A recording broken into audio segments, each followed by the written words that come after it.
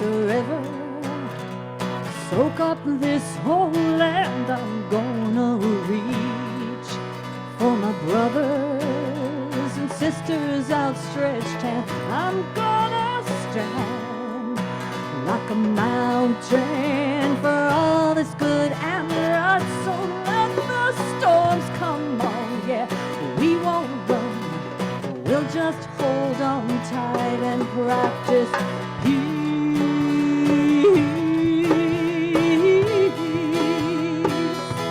while we breathe.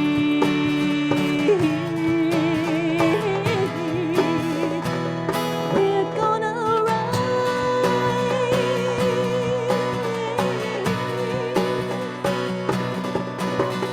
Fires, wars, and inequity, the suffering world need no longer be.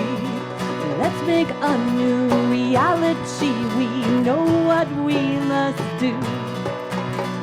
You know we can't sit and wait for someone else to set it straight.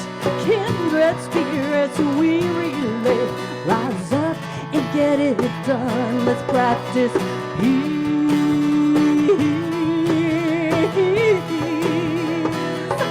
while we breathe.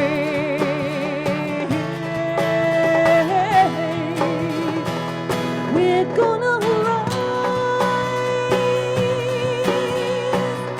All right, would you sing this part with me? We're gonna sing, rise like the river, rise like the sun, rise like the morning. Come on, you ready?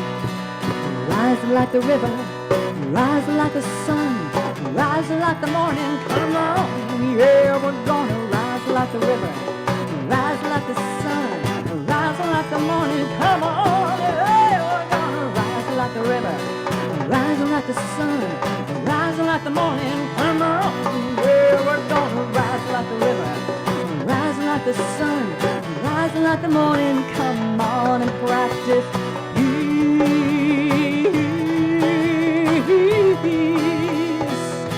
while we breathe.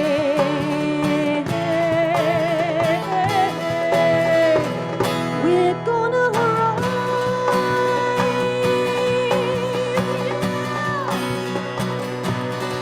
I'm gonna rise like the river. Soak up this whole land. I'm gonna reach for my brothers and sisters outstretched hands. I'm gonna stand like a mountain for all that's good and right. So let the storms come down. We won't run. We'll just hold on tight and practice peace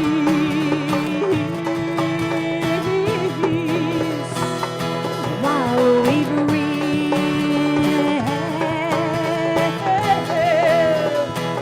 We're gonna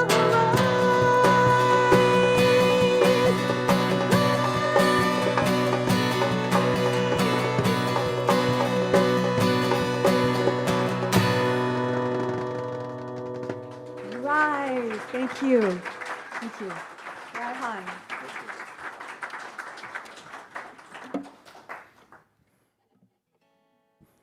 Thank you.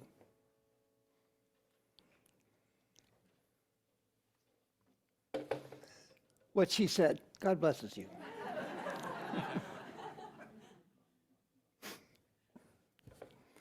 Oh, good morning. For those of you who don't know me, I'm Reverend David. I'm the guy who talks here a lot. Today, my lesson is Sheep Feeding 101. It's the first Sunday, Sheep Feeding 101. First class about sheep feeding. We'll get into that more as we go along. So this is the first Sunday after Easter, the first Sunday after the resurrection. You know, the week after Easter, Jesus was quite busy doing all kinds of strange and unusual and cool things. He appeared to the travelers on the way to Emmaus. He had popped in and out of rooms that his disciples and apostles were in. scaring the bejesus out of them, so to speak. But he was proving that he was here. He was proving that the truth that he is doesn't die. And he cooked them breakfast. There's the story, one of my favorite ones, is the guys were out fishing. Because most of them were fishermen. So the guys were out trying to make a buck. They were out fishing. They weren't having any luck. And Jesus shows up on the shore. And he says, hey, try fishing over here. And they go, why not? And they tried fishing over there, and they brought in a big catch. One of the stories even says how many big fish they had. I think it was like 132. Anyway, that's a fisherman's tale. But then he also sat them down and cooked them breakfast, like any good Jewish parent would do. Am I right? Yes. During that breakfast, he passed on to them one of the things that is one of the foundations for Christianity as we know it today. In John 21, 15 through 17, he's speaking to Peter as they're sitting around eating their breakfast. He tells them to feed my lambs. And then he goes on and asks him again. He says, Peter, do you love me? He asked him first, Peter, do you love me? And Peter said, oh, of course I do. He said, feed my lambs. And he asked him again, Peter, do you love me?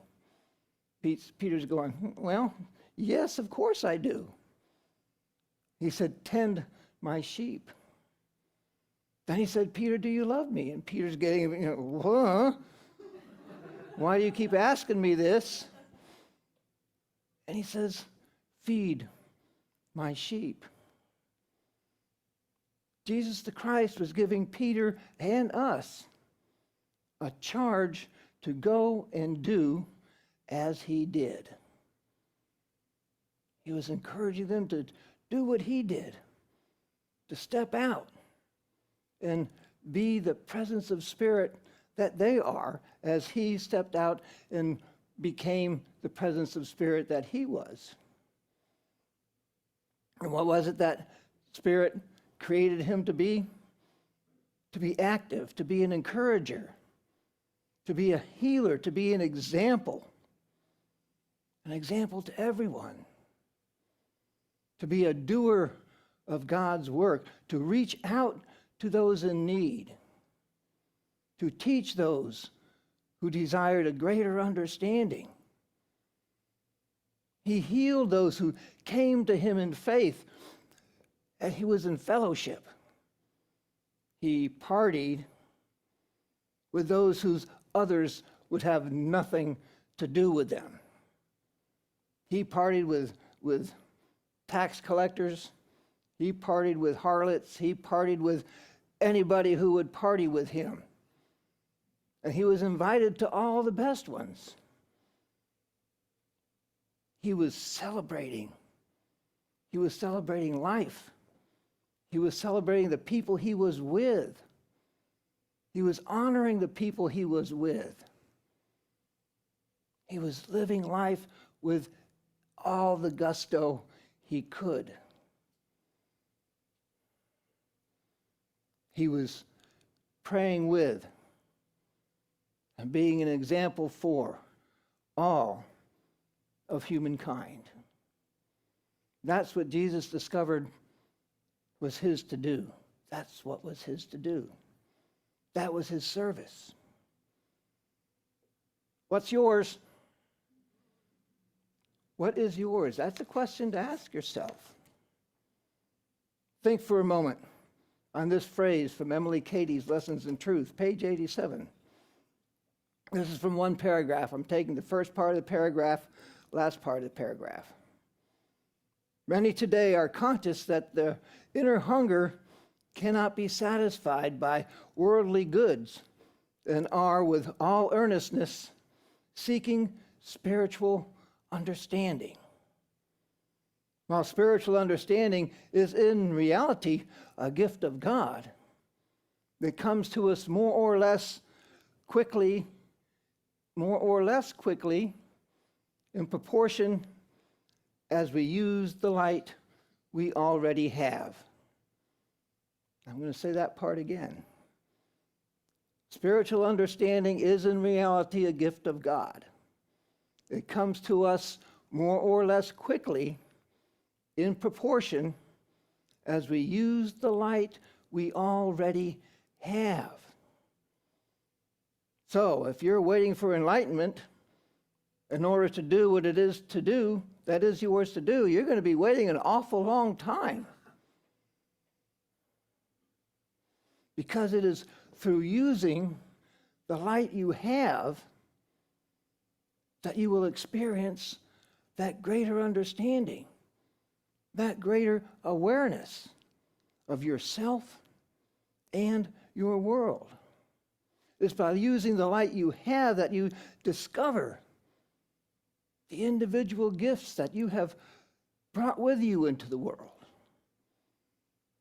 You do this by interacting with the world you live in.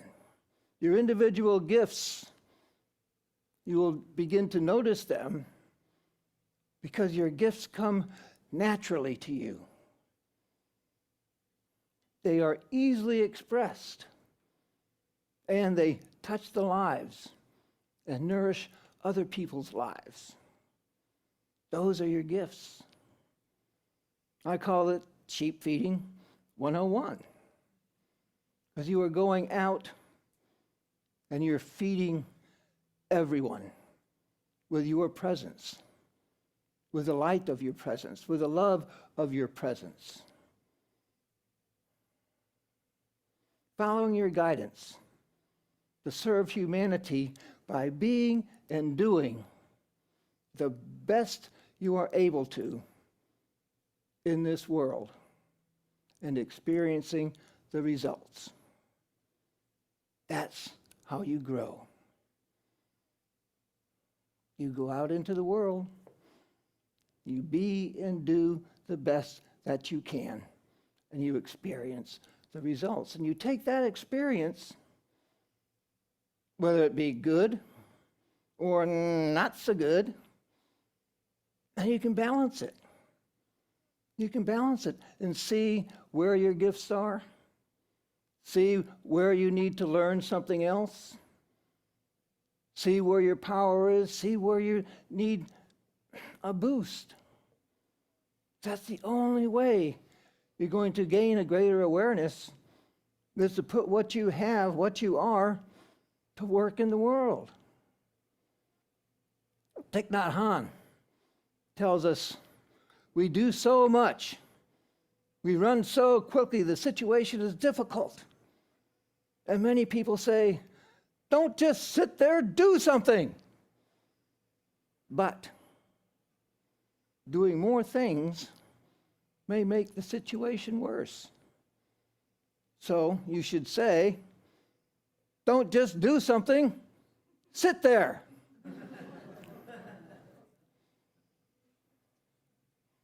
Sit there. Stop. Be yourself and begin from there. Be yourself and begin from there. As you go out into the world and you be yourself, you don't have to put on any airs, you don't have to put on any pretenses, you don't have to act like you're something you're not. Well, sometimes it's better to do that. Within reason. But go out and be yourself. And let others appreciate you for you. And you will learn to appreciate you for you. And others will be inspired by you doing it. They'll be able to see that you're out there being yourself. You're out there putting all your your beauties and all of your flaws out into the world, and you're living it. They will also notice that as you do this continually, that you will be changing. You will be evolving, so to speak. That yourself is getting more clear all the time. You are becoming, so to say, a better person. You may even begin to swear a bit less, eat a bit better, laugh a bit more. But as you are being yourself, you learn about yourself. As you learn about yourself, you can be the truth of yourself in a more clear way. The only way you can do it is to start from where you are.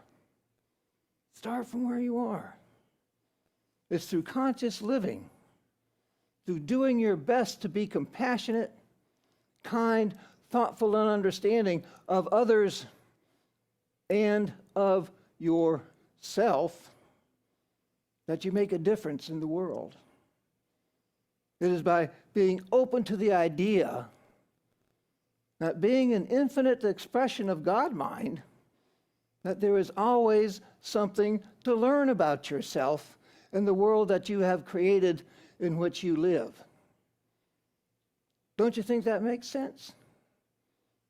You're an infinite expression of God mind.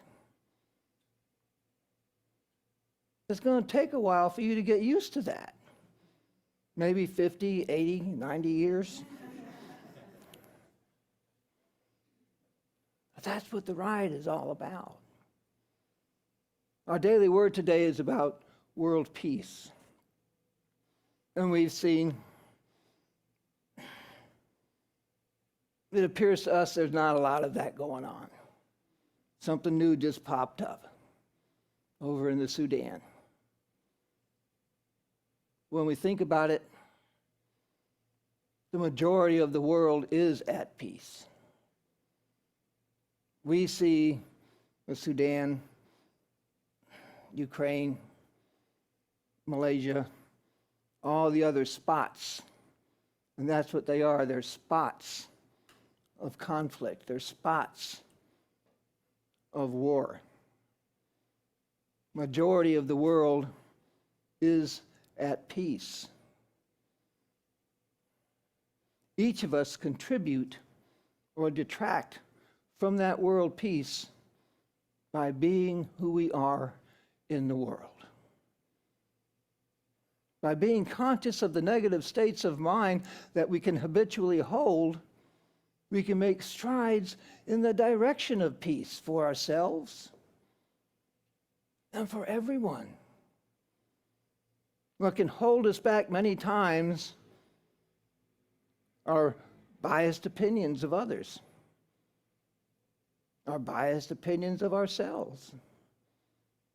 We can hold these opinions rather than at least attempting to understand where others are coming from and why they bug you so much.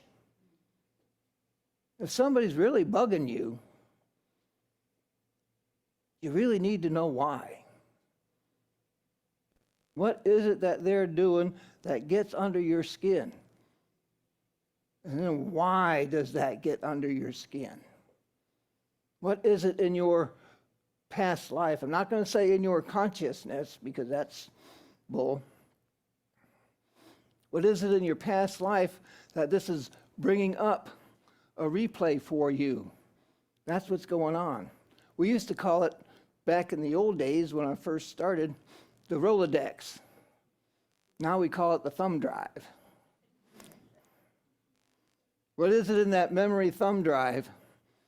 Or for those of us who still have a Rolodex, in the Rolodex, when something happens, your mind and your life experience goes to that file, pulls it up and says, okay, this person looks like that person was not nice to me, so screw you.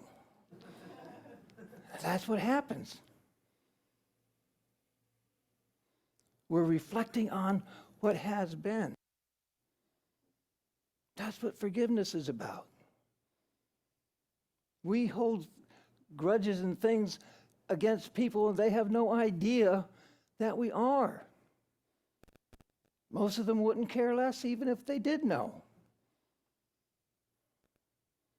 All of that is on ourselves.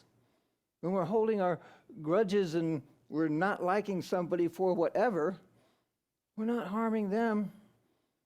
We're just bringing it onto ourselves, bringing it into our own experience, bringing our own lives down. So if we release them to be the jerks they are, then you're releasing yourself to a better life. You know the Beatles song, Let It Be? Let them be. I spent the past few days with upwards to 30 ministers. Ministers can be a strange bunch, especially when you get that many together at one time.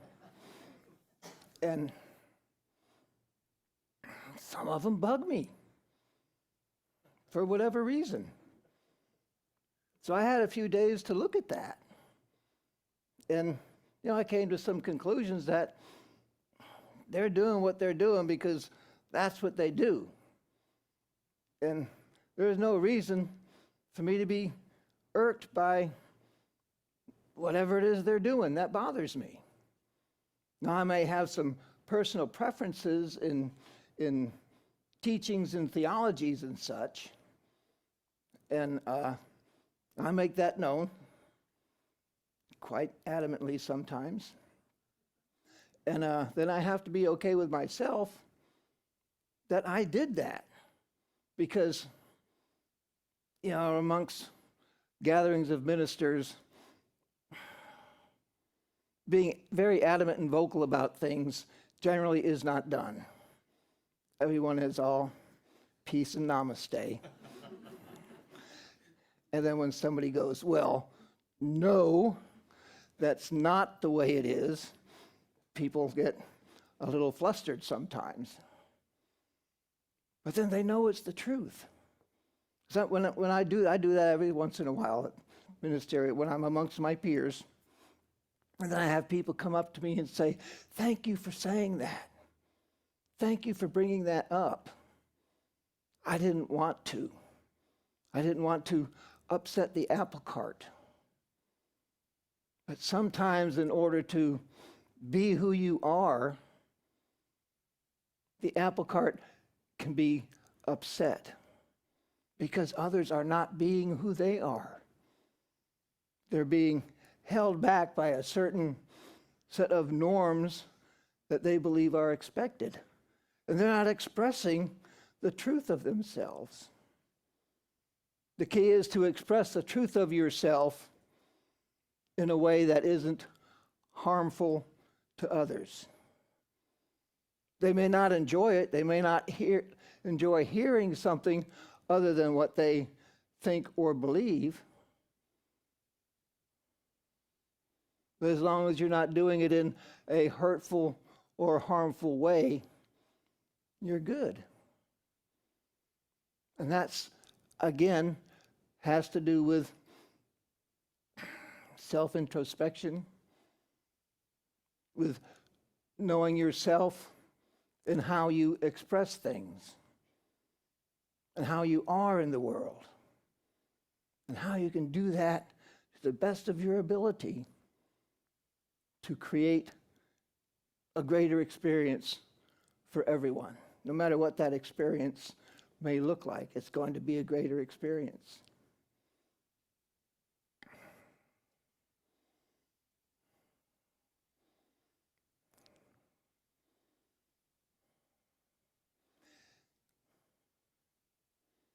John 14:27, one of my favorite Bible passages. Jesus tells us, peace I leave with you. My peace I give to you. Not as the world gives, do I give to you. Do not let your hearts be troubled, neither let them be afraid. Take that to heart. That is the Christ of your being speaking to you. The Christ of your being is the source of your peace. The world is not the source of your peace. The truth of you is always at peace. This week, friends, begin thinking about tending and feeding those sheep. Metaphysically, the sheep represent the natural life that flows into your consciousness from spirit. It's pure, innocent, and without deception. Take some time in your prayers and meditations and ask Spirit, how am I showing up in the world that is not in alignment with peace? That is not in alignment with my peace. What can I do for myself that will bring the peace that I need so that I may bring that peace into the world? Be open and receptive and be ready to step forward to do the things that Spirit would have you do for yourself, for humanity, and for peace. God blesses you.